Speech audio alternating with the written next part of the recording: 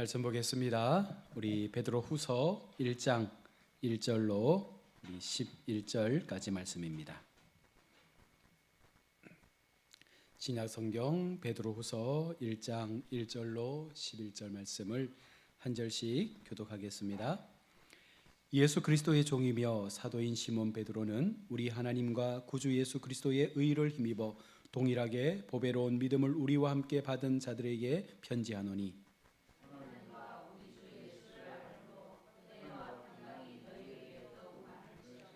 그의 신기한 능력으로 생명과 경건에 속한 모든 것을 우리에게 주셨으니 이는 자기의 영광과 덕으로서 우리를 부르신 이를 알므로 말미암음이라.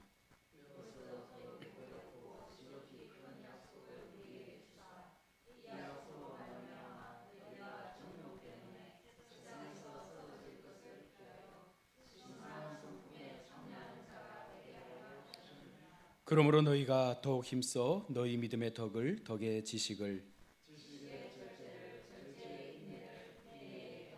경건의 형제 우애를 형제 우애의 사랑을 더하라.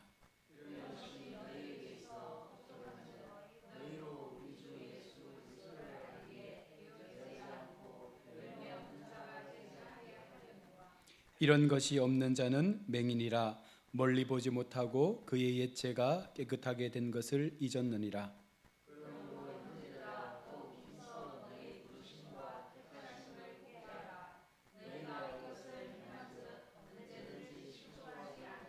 함께 봅니다. 이같이 하면 우리 주 곧 구주 예수 그리스도의 영원한 나라에 들어감을 넉넉히 너희에게 주시리라. 아멘. 할렐루야. 여러분 하나님 나라에 들어가고 싶으시죠?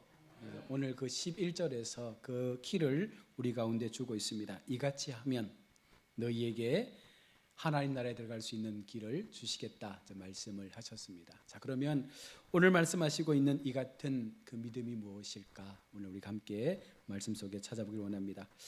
이 땅에는요 하나님의 뜻을 따라 살아가는 사람들이 있는 반면에 또한 세상의 뜻을 귀하게 여기고 그 뜻을 따라 살아가는 사람들도 많습니다. 비교해보면 사실은 하나님보다는 세상을 버타고 우상을 버타는 사람들이 훨씬 더 많이 있습니다. 예수님을 구주로 영접하고 믿고 따르는 제자의 모습보다는 세속에 속한 방법대로 살기를 원하는 사람들이 훨씬 많죠. 그런데 이런 것들은 결국은 교회 속에서도 그렇게 별반 차이가 없는 거예요. 여러분 예수를 믿으면서도 우리의 삶에도 믿음을 따라 말씀을 따라 하나님의 주신 그 삶을 살기를 원한다 말하면서도 막상 우리의 현실은요 그렇지 않다는 거예요. 내 삶의 시간 속에 들어와서 나의 시간을 살아갈 때 교회 속에서는 그런 것처럼 보여지지만 세상에 나아가서 세상에서의 삶을 살면 모두가 똑같이 보이니까 나도 그들의 삶에 편류되어져서 그쪽에 함께 속해져서 그 속에서 전혀 예수 믿는 것 같은 다른 모습의 삶을 살아갈 때가 많죠. 그래서 세상의 사고방식이 그대로 내 삶 가운데 있는 것입니다. 그러니 세상 사람들은 말합니다. 썬데이 크리스천, 주일만 지키는 성도. 여러분 이것이 과연 하나님 앞에 이 같은 믿음이 될 수 있을까요? 이 믿음을 가지고 과연 우리가 하나님께서 말씀하시는 그 영원한 나라에 들어갈 수 있겠습니까? 성도가 되고 믿음을 얻은 후에 하나님의 성품에 참여하게 된 성도는요 매우 복된 길을 걷게 된 것입니다. 여러분들이 오늘 이곳에서 하나님을 예배하는 것이 어쩌면 세상의 시간들을 우리가 놓치고 우리의 어떤 그 삶의 시간들을 하나님께서 묶어놓는 것처럼 보일지라도 여러분 이것이 훨씬 더 하나님의 관점, 다시 말하면 믿음의 관점에서는 이것이 훨씬 더 복되다라는 것을 우리가 인정하고 우리가 이 시간 이 자리에서 하나님을 예배해야 된다는 거예요. 그런 믿음 없으면 여기 있는 시간이 아까워요. 여기에 내가 왜 있는지도 모릅니다. 이곳에 있으면서도 내 생각 속에는 여러 가지 많은 상상들이 일어나게 되는 것입니다. 말씀이 들려지지 않아요. 찬양을 해도 감흥이 없어요. 오늘 장로님께서 정말 목이 터져라, 목이 쉬어라 찬양했는데 그 장로님의 열정만큼 우리가 찬양에 참여한다면 정말 아마 기적이 일어날 수도 있을 거예요. 믿습니까? 우리가 이미 온전하게 된 것처럼 그 안에서 여러분 안주하면 안 됩니다. 신앙은 계속해서 나가는 걸음이에요. 여기에서 멈추는 것이 아니라 내가 구원받은 사실에 대해서 그냥 안주하며 머물러 있는 것이 아니라 이 믿음 속에 또 다른 믿음을 계속해서 확장하면서 하나님이 주시는 그 믿음의 삶을 더욱더 우리 가운데 넓게 확장해 갈 수 있는 삶을 살아야 합니다. 오늘 베드로 사도는 보배로운 믿음을 가진 성도들에게 더 큰 은혜를 얻도록 하기 위해서 계속해서 앞을 향해 나아갈 것을 강조합니다. 자, 그런데 오늘 베드로 사도가 말씀하는 게 뭐예요? 성도들 향해서 보배로운 믿음을 가졌다라고 말합니다. 신앙에서 여러분 우리가 진보적인 마음을 가지고 계속해서 부지런히 우리의 삶에 최선을 다함을 통해서 우리의 신앙이 겸비하게 세워져 가도록 그렇게 애쓰는 성도들의 마음, 그 마음을 베드로의 마음은요 보배로운 믿음을 가진 자라고 그렇게 말씀하는 것이죠. 때때로 비그리스도인들이 그리스도인의 문화를 따르기보다는 오히려 그리스도인들이 세상의 문화를 따라 살 때가 훨씬 더 많습니다. 소수가 다수를 따라 가는 것이 당연한 것처럼 보여집니다. 다수가 힘을 모두어서 그것이 옳다라고 막 밀어붙이면 그것이 되는 것처럼 보이는 거예요. 요즘 많은 사람들이 여의도에 모이고 광화문에 모이고 광장에 모여서 자신들의 의견을 냅니다. 물론 그렇게 하는 것이 자신들의 어떤 그 마음에 있는 생각들을 표현하는 것일 수도 있겠지만 그 다수의 정치가 잘못되이 사용되어지면 엄청난 혼란을 가져올 수 있는 거예요. 그러나 여러분 여기서 하나님께서 말씀하시는 것은 무엇이냐면 그렇게 수많은 군중들이 아무리 소리를 내고 강력하게 무언가를 전해도 여러분 하나님은 그 속에서 소수의 참 하나님의 사람들을 통해서 이 세상의 역사를 바꿔가고 있다는 것입니다. 바로 그것이 하나님께서 일하시는 방법이죠. 그렇다고 해서 다수의 사람들의 의견이 옳지 않다는 것이 아니라 여러분 그 중심에 진실함을 가지고 믿음 가운데 바르게 서 있는 그 진리의 소수가 어쩌면 세상을 완벽하게 정복하고 그 세상을 하나님의 나라로 만들어가기에 충분하다라고 하나님은 믿고 있다는 것입니다. 그래서 아무리 강력한 다수의 세력들이 악의를 가지고 하나님을 공격하고 교회를 공격해도 여러분 우리는 흔들리지 않습니다. 왜 그렇습니까? 교회는 작아 보일지라도 여기에 역사하시는 하나님은 강하고 크신 하나님이기 때문에 우리의 믿음이 보배롭고 존귀하게 세워지기만 하면 우리는 절대로 이 믿음의 삶에서 무너지지 않는다는 것입니다. 오늘날 사람들의 인생을 살면서 자기의 외모에 많은 관심을 갖습니다. 특별히 나의 삶에서 남들이 나를 어떻게 볼까에 대한 고민들을 많이 하거든요. 여러분들 하루에 거울을 몇 번 정도 보십니까? 거울을 많이 보는 분들은 훨씬 더 그 외모에 관심을 많이 갖는 분들이죠. 어떻게 하면 내가 다른 사람들에게 좀 더 낫게 보이면 어떻게 하면 낫게 보일까라는 그런 마음의 고민들을 하시는데 그럼 어떠세요? 내가 나를 보는 것과 타인이 나를 바라볼 때의 나의 모습이 어떤 모습이 더 정확하게 보여진다고 생각하세요? 내가 나를 비춰볼 때 내 모습을 내가 보면 어떻습니까?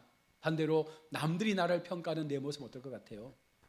어떤 기업에서 캠페인을 했는데 어떤 캠페인이냐면 말만 듣고 그림을 그리는 화가를 이제 초청해가지고 직원들을 다 이제 불러 모은 거예요. 그리고 먼저는 직원들 스스로가 자기의 어떤 외모에 대해서 이 화가에게 그냥 목소리로만 전달하는 거예요. 나는 키가 이만큼 되고 얼굴형은 이렇고 머리는 이렇고 뭐 이렇게 쭉 했더니 그림이 나왔어요. 그리고 그 똑같은 사람에 대해서 다른 타인이 이 화가에게 또 이 사람에 대한 이야기를 막 해주는 거예요. 그렇게 해서 그림이 2점이 나온 겁니다. 그렇게 해서 많은 직원들의 그림을 동일하게 각각 2점의 그림을 그려놓은 거예요. 어떻게 결과가 나왔겠습니까? 내가 나를 평가한 그림은요 슬프고 뭔가 좀 우울하고 아파 보이고 그런 그림이 대다수였어요. 그런데 타인이 나를 향하여 이야기해 준 그림은 모두가 행복하거나 웃거나 뭔가 좀 따뜻한 그런 이미지의 그림들이 많았다는 거예요. 결국은 나는 나의 인생에 대해서 나의 삶에 대해서 나의 외모에 대해서 만족하지 못하지만 타인들은 전혀 그렇지 않다는 거예요. 우리는 늘 타인을 신경 쓰면서 내 삶을 내 외모를 고민했었는데 내가 고민했던 것 이상으로 타인들은요 훨씬 나를 더 좋게 보고 아름답게 보고 존귀하게 봐주더라는 거예요. 여러분 그렇다면 우리가 하나님 앞에 어떻겠습니까? 내 자신의 삶이 내가 보기에도 좀 못마땅하고 불편해 보이지만 그럼에도 하나님은요 우리를 너무나 귀하고 보배롭게 봐주신다는 거예요. 세상 사람들뿐만 아니라 하나님께서 우리 인생의 삶을 귀하다, 아름답다, 복되다 그렇게 우리의 인생들을 불러주시고 도와주신다는 것입니다. 여러분, 외형적으로 아무리 잘 가꾸었다 할지라도 여러분 그 속이 비어 있으면 병든 거예요.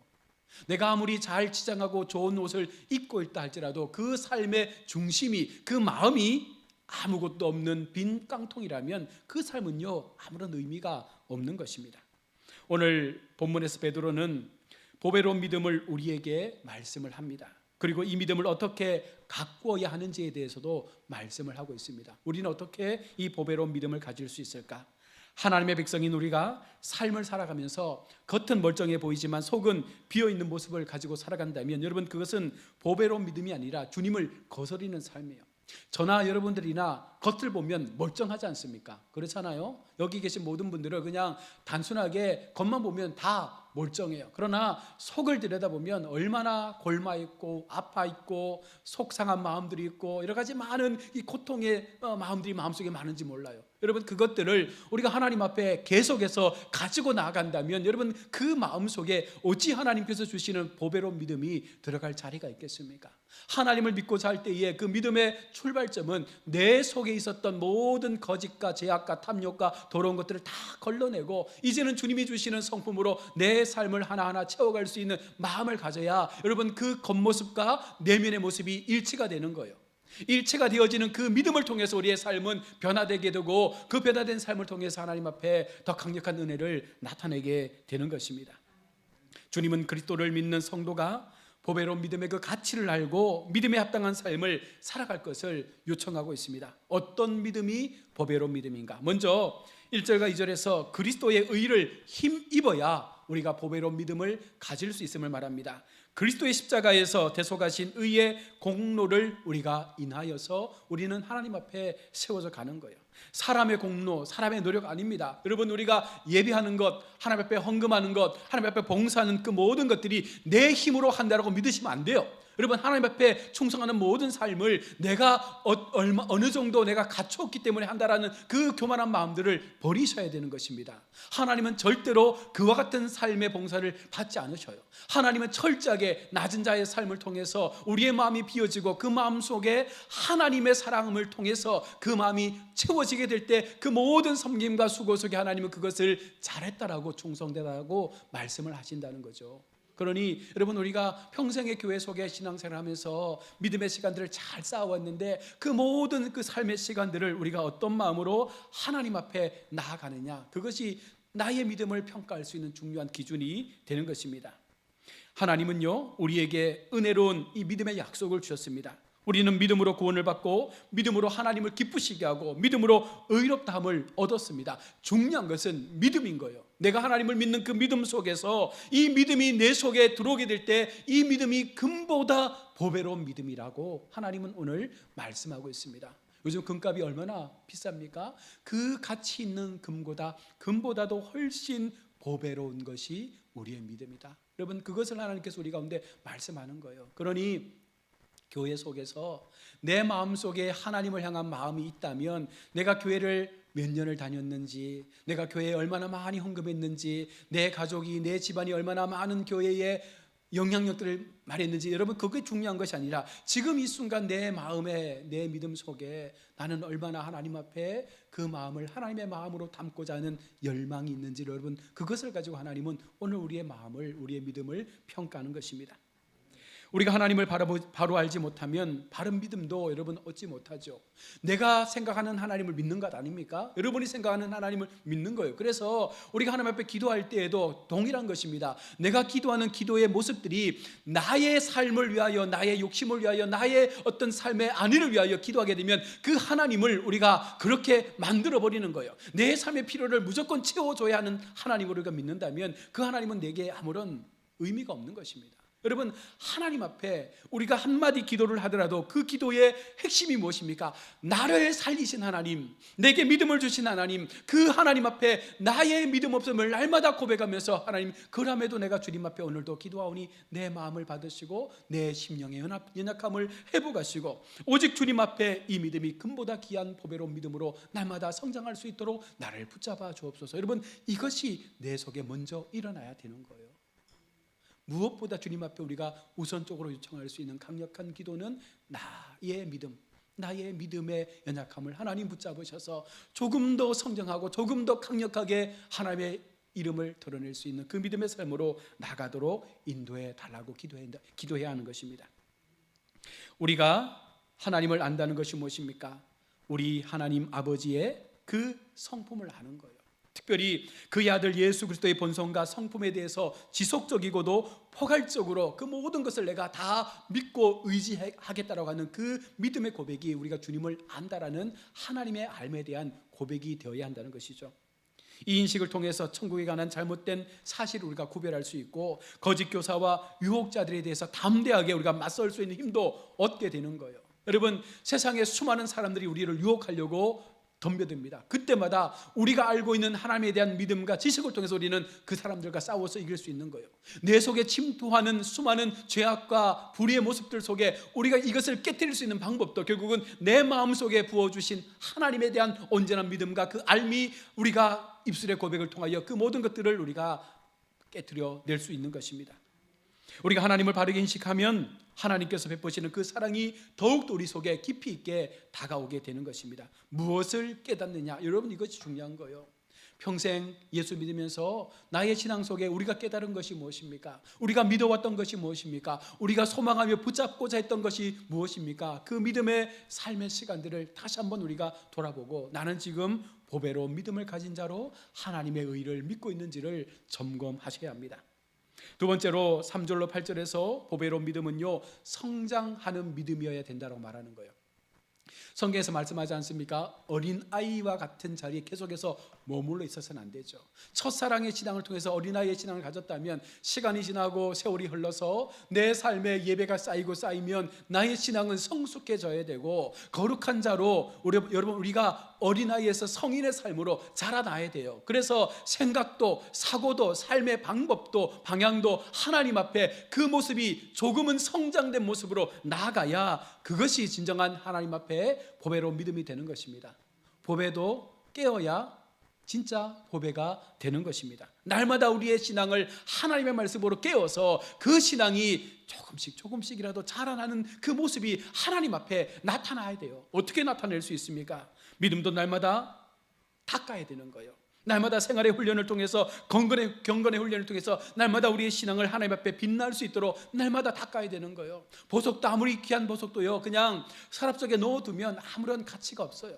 누군가의 손에 끼워져야 되고 누군가의 목에 걸려져야 그 보석이 빛나는 것입니다. 우리의 삶 가운데 예수가 참된 보배가 되기 위해서는 내 삶 속에서 그와 같은 예수의 모습이 증거되고 보여지고 우리의 손가락, 우리의 발가락, 우리의 삶의 모든 것들을 통해서 그 예수가 드러날 수 있는 삶으로 여러분 우리가 믿음의 삶을 살아내야 이것이 진정한 보배가 된다는 것입니다. 진흙에 감추어진 보배는요, 쓸모없는 거예요. 아무도 모릅니다. 그 진흙 속에 처박혀 있는 보배는요, 아무도 알지 못하는 보배예요. 찾아서 열심히 닦고 가치 있는 그 보배가 되도록 만들어내는 훈련, 여러분 이것을 우리가 영성의 훈련이라 하는 거예요. 하나님 앞에 계속해서 기도하고 계속해서 말씀 보며 그 삶을 통해서 하나님의 영광과 그 덕을 얻도록 하기 위해서 우리가 기도할 때 힘쓸 때 여러분 그것이 참된 보배로서의 가치로 드러나게 되는 것입니다.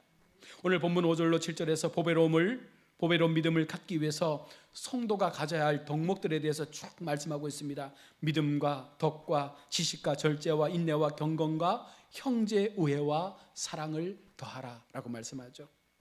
여러분, 믿음이라는 가장 우선순위에 둔 이 믿음의 삶을 통해서 하나님이 주시는 덕의 삶, 지식의 삶, 절제의 삶, 인내와 경건, 형제 간의 사랑과 그리고 마지막 최종적인 가장 큰 하나님의 그 인내함의 사랑을 가지고 우리가 우리 삶 가운데 하나님께서 부어주시는 놀라운 그 믿음의 덕목들을 내 삶 가운데 세워가야 하는 거예요. 여기에서 우리가 눈여겨볼 것은 믿음으로 시작해서 무엇으로 끝납니까? 사랑으로 끝나는 거예요. 결국은 믿음이라는 것은 사랑이라는 것을 완성시키기 위해서 하나님께서 우리에게 주시는 하나의 도구가 되는 거죠. 예수 그리스도를 향한 그 사랑이 결국은 우리에게 마지막 최종의 완성으로 나타나서 십자가의 사랑으로 완성된 것처럼 여러분 우리가 하나님을 믿는 그 믿음을 가질 때 그 믿음의 최종적인 결과는요, 사랑이라는 그 삶을 통해서 나타나게 될 때 이것이 진정한 믿음의 보배가 되는 거예요. 여러분들은 얼마나 교회를 사랑합니까? 여러분들 얼마나 형제 자매를 사랑합니까? 여러분들 얼마나 내 주변의 사람들을 사랑하고 그들의 삶을 위하여 나를 희생할 수 있습니까? 여러분, 내가 상처받으면 안 돼요. 내가 속상하면 안 돼요. 내 마음이 무언가 불편하면 안 돼요. 여러분, 그런 마음을 가지고 살아왔던 인생입니다. 저도 그랬습니다. 교회 가서도 또 노예 가서도 친구들, 목사들 만나서도 뭔가 조금 마음에 언짢은 말들 들으면 괜히 심술 나고 화나고 막 속상할 때가 많습니다. 그러나 여러분, 그것마저도 우리는 하나님 앞에 버리는 훈련을 해 나가야 된다는 거예요.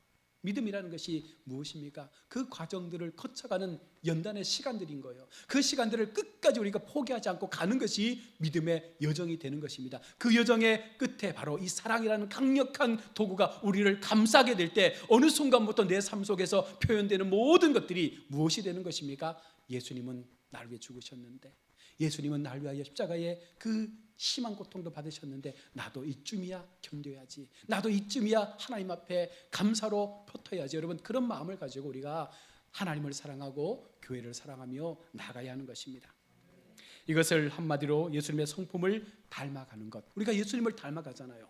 예수님만큼 우리가 닮아가려고 애를 쓰는 것 아닙니까? 그래서 예수님의 최고봉이 무엇이에요? 십자가의 죽음이에요. 우리가 그렇다고 해서 십자가에 죽는 건 아니지만 어쨌든 그렇게 죽으려고 하는 마음을 가지고 믿음의 시간들을 살아내야 여러분 그 속에 하나님의 은혜가 부어지게 되는 것입니다.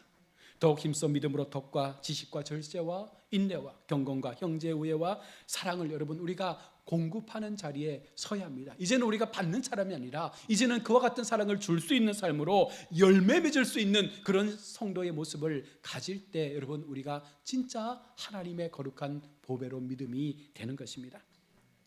또한 보배로운 믿음은요, 주 안에서 즐거워할 때 이 보배로운 믿음이 더욱더 강력하게 나타납니다. 믿음으로 우리는 죄사함을 받은 사실을 기억하죠. 우리는 그 죄사함을 받았다라고 하는 그 사랑 앞에 여러분 기쁘지 않습니까? 여러분, 가족 중에 누군가 아파서 병원에서 낫고 나면 얼마나 행복합니까? 누군가가 죽었다가 돌아오면 얼마나 그 삶이 행복하겠어요. 오늘 하나님께서 그것을 말씀하는 거예요. 너희의 모든 죄 가운데 죽었던 너희를 내가 살렸다라고 말씀하고 있습니다. 그 하나님의 살려주신 은혜가 오늘 내게 임한 거예요. 우리 가족에게 임한 거예요. 여러분, 그 삶이 기쁘지 않습니까? 그 기쁨의 마음을 가지고 세상을 살아가는데 그보다 연약한 것들 때문에 내 마음이 흔들릴 수 있겠습니까? 그렇지 않다는 거예요. 가장 귀한 생명을 얻었기 때문에, 가장 값진 나의 삶의 소중한 것들을 내가 얻었기 때문에 나머지의 내 삶 가운데 놓여있는 수많은 인생의 시간들은요, 어떻게 보면 여러분 아무것도 아닌 거예요. 그래서 예수 믿는 사람들이 어떤 마음을 갖습니까? 충분히 용서하고 충분히 사랑하고 충분히 하나님의 마음으로 그들을 다 안을 수 있는 포용력을 갖게 되는 것입니다. 여러분, 그런 삶을 통해 최종적으로 영원한 하나님 나라를 보며 즐거워하는 거예요. 소망 가운데 웃을 수 있는 거예요. 내 가운데 비춰주신 그 천국을 향한 내 마음의 거룩한 은혜가 내 마음을 계속해서 넘치게 채우기 때문에 우리는 모든 삶 속에서 감사하고 기뻐할 수 있는 삶을 살게 되는 것입니다. 우리가 죄인 되었을 때에 그리스도께서 십자가에 죽으심으로 죄사함을 얻고 하나님의 영원한 나라를 저와 여러분에게 주신 것입니다. 여러분, 그것을 믿으십니까? 그 믿음이 여러분을 기쁘시게 해야 한다는 거예요. 그 기쁨 없이 우리가 주님을 따르면 그 삶은 고단할 수밖에 없어요. 내 삶 가운데 주님이 주시는 그 기쁨의 마음 없이 주님을 따르고 예배한다는 것은 얼마나 엄청난 고통의 시간인지 모른다는 것입니다. 그래서 성경은 항상 범사에 즐거운 마음으로 주님을 따르는 보배로운 믿음을 가지라 말씀하고 있습니다. 이 믿음을 위해 우리는 하나님 앞에 부름을 받은 거예요. 이 보배로운 믿음을 우리가 얻도록 하기 위해서 그 즐거움을 하나님께서 우리 가운데 경험시켜 주시기 위해서 오늘 저와 여러분들을 먼저 세상 가운데 불러준 것입니다. 부르심과 택함을 받은 성도된 우리는 언제든지 실족하지 아니할 수 있고 예수 그리스도의 영원한 나라에 들어갈 수 있는 그 은혜를 넉넉히 받을 수 있을 그와 같은 삶으로 나를 불러주셨기에 내 삶에 감사가 끊어지지 않는 것입니다. 성경이 말하는 실족은요, 영적인 범죄를 가리키는 거예요. 내 마음속에 짓는 수많은 영적인 죄, 여러분 이것을 우리가 내 마음에서 다 몰아내는 것, 여러분 그러할 때 우리는 실족지 않습니다. 또 부르심과 택함의 보장은 약속으로 주어지는 것인데 그리스도인이 앞서 말씀한 이 덕목들을 지켜 하나님의 말씀에 합당한 자로 살아갈 때 그 약속이 성취되는 거예요. 성취된 거예요. 마지막 순간 이같이 하면, 이렇게 하면 너희 속에 우리 주 곧 주 예수 그리스도의 영원한 나라에 들어감을 넉넉히 너희에게 주시겠다. 여러분, 억지로 하나님 나라에 들어간 것이 아니라 정말 넉넉하게 그 나라에 들어갈 수 있는 은혜를 우리 가운데 주시겠다라고 그 약속의 보장을 하나님께서 오늘 우리 가운데 하는 것입니다. 성도가 하나님의 주신 은혜 앞에 견고하게 있는 것과 영광에 이르는 이 보배로운 믿음을 가진 성도를 하나님은 오늘 교회 속에 찾고 있는 거예요. 이 믿음을 지키기 위해서 많은 수고와 또한 헌신이 우리 속에 필요함을 말씀하고 있는 것입니다. 우리는 스스로 감당해야 할 시험을 통해서 아무리 그 시험이 크고 어렵다 할지라도 여러분 너무 깊이 생각하지 마세요. 말씀하잖아요. 피할 길을 주시고 감당할 시험을 허락해 주시고 우리가 할 수 없는 시험이라면 하나님께서 대신 그 시험을 이겨낼 수 있도록 우리와 함께 대신 싸워주시겠다 말씀하지 않습니까? 그 하나님을 우리가 믿는 거예요. 그러니 내게 시험이 오든 환난이 오든 어려움이 오든 어떤 환경이 오더라도 여러분 그것을 내가 하려고 하면 안 돼요. 내 마음을 가지고 내 의지를 가지고 이기려고 하면 여러분 질 수밖에 없어요. 나는 연약한 존재인데 세상에 이미 죽었던 존재인데 무슨 힘으로 우리가 살 수 있겠습니까? 하나님이 주시는 마음, 하나님이 주시는 그 힘을 가지고 우리가 감당할 때 하나님은 우리를 위하여 승리하는 기쁨을 허락해 주는 것입니다.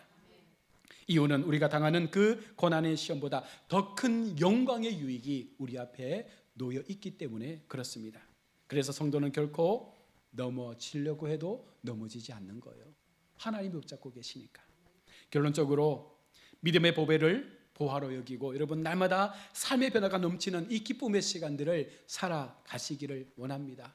무엇보다도 우리가 40년을 교회를 지키며 살아왔습니다. 앞으로 또다시 어쩌면 우리가 40년 혹은 또 100년의 시간들을 교회를 위하여 충성하고 또 믿음의 후손들, 믿음의 자손들이 교회를 지키며 이 험한 지역을 지켜가야 되는데 그러기 위해서 우리는 무엇을 그들에게 물려줘야 되겠습니까? 내가 믿음의 유산을 바르게 물려받고 나 또한 우리의 자녀들에게 믿음의 유산을 바르게 물려주어져서 정말 교회의 소중함, 믿음의 가치 있는 그 의미를 깨닫게 하여서 어느 순간 어떤 상황에서라도 우리는 하나님의 자녀라고 하는 그 마음을 가지고 굳건하게 나의 시간들을 살아낼 수 있는 그 모습들이 우리 속에서 드러나야 하는 것입니다. 말씀을 맺습니다. 사랑하는 성도 여러분, 하나님께서 오늘 우리에게 보배로운 믿음을 말씀하시면서 오늘 우리가 그 보배로운 믿음에 합당한 모습을 가지고 있는지를 좀 돌아볼 것을 말씀하는 거예요. 내 마음속에 지금까지 믿어왔던 나의 신앙의 여정들을 돌아보십시오. 얼마나 우리가 부족한 게 많습니까? 그럼에도 하나님께서 여기까지 우리를 끌고 오셨잖아요. 우리를 붙잡고 우리를 이끌어 오셨잖아요. 그 이끄심이 하나님의 손길임을 우리가 믿는다면 앞으로의 모든 상황도 하나님께서 이끌어 가시고 붙잡아 주실 거예요. 나는 다만 그 하나님을 바로 알고 바로 믿고 내게 부어주신 하나님의 성품을 날마다 내 삶 가운데 채워서 그것이 열매로 드러날 수 있도록 날마다 나의 삶의 현장 속에서 잘 살아내기만 하면 하나님은 우리를 넉넉한 그 마음으로 하나님의 나라에 들어갈 수 있는 은혜를 주시겠다 약속하고 있습니다. 이 보장된 약속을 믿고 여러분 더 이상 두려워하지 마십시오. 더 이상 세상 앞에 내 삶이 실패자라고 포기하지도 마십시오. 하나님을 향해서 나가는 삶이 결국은 승리의 삶이 됨을 믿고 오늘도 또 한 주간 하나님 앞에 우리 모두가 믿음으로 기뻐하는 신앙, 정말 즐거워하는 신앙, 그 마음을 가지고 하나님 앞에 우리의 삶을 세워가시기를 주의 이름으로 축원합니다. 아멘. 기도하겠습니다. 하나님 은혜를 감사합니다. 오늘도 우리의 삶을 지키신 하나님, 주님 앞에 우리가 마음을 다해서 예배합니다. 40년의 시간을 지켜주신 하나님, 앞으로 또 나아갈 모든 또 40년 또 그 이후의 시간들을 주님께서 지켜주셔서 우리 마음 가운데 참으로 아름답고 보배로운 그 믿음의 시간들을 마지막까지 세우셔서 늘 신앙이 자라게 하시고 늘 하나님의 의를 붙잡고 믿음으로 살게 하시고 날마다 우리의 삶에 하나님으로부터 얻어지는 참된 기쁨의 삶을 통하여 마음껏 주님 앞에 영광된 모습으로 살아갈 수 있는 우리 모든 믿음의 성도들 되게 하여 주옵소서. 거룩하신 예수님의 이름으로 기도드립니다. 아멘.